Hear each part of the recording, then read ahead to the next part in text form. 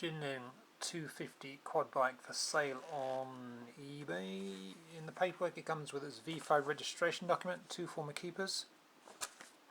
It's got an HPI check certificate that just shows the bike is all completely clear, which is that there. A few little things to show you around the bike.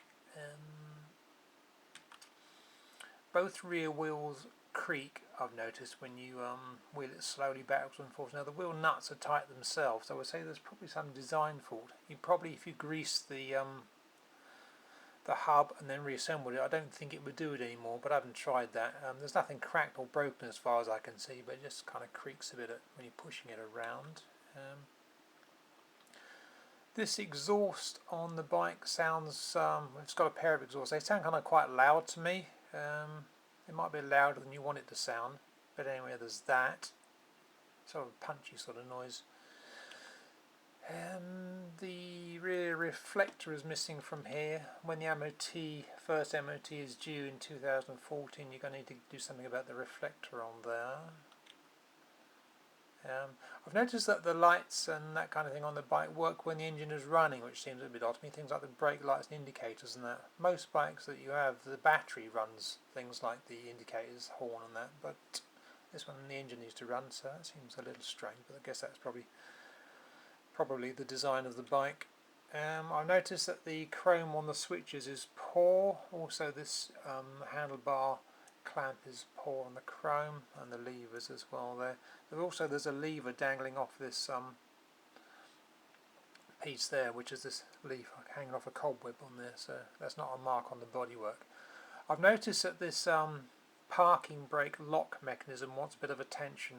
It does work, but it doesn't work quite as it should do. This bit here is kind of slightly loose, so you want to sort of do something with that to make it work a bit better, because you pull the front, or the parking brake in, and then you lock it with this thing here, and you pull the lever and it releases it.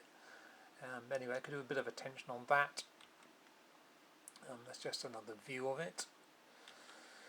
The bike has been fitted with an alarm system at some point, but it's been disabled or removed. I haven't checked. The last owner thought that it was flattening the battery, so that's been disconnected. The battery doesn't seem to go flat now, because I've left it for some time. It still started on the button. There's a sensor wire missing off the thermostat housing there. I guess that might be a sensor to tell the fan to come on or something, but anyway, you might want to look at that if you're going to sort of use it in sort of hot weather or something. But anyway, there's that. You might want to give it some attention.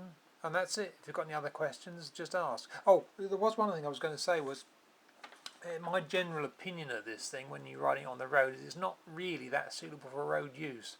It does about 55 miles an hour, although it seems like it's kind of revving plenty at sort of 30-35 miles an hour.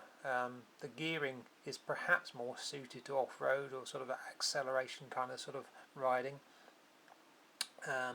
Also the steering is very precise on the bike. I don't know whether it could do with adjustment or whether it's just how they are, but it veers very quickly one way or the other when you're going along on the road. It makes me feel a little uneasy riding it, so it's more suited for sort of off-road sort of stuff really. But anyway, if you've got any questions about that, just ask and I'll tell you what I know.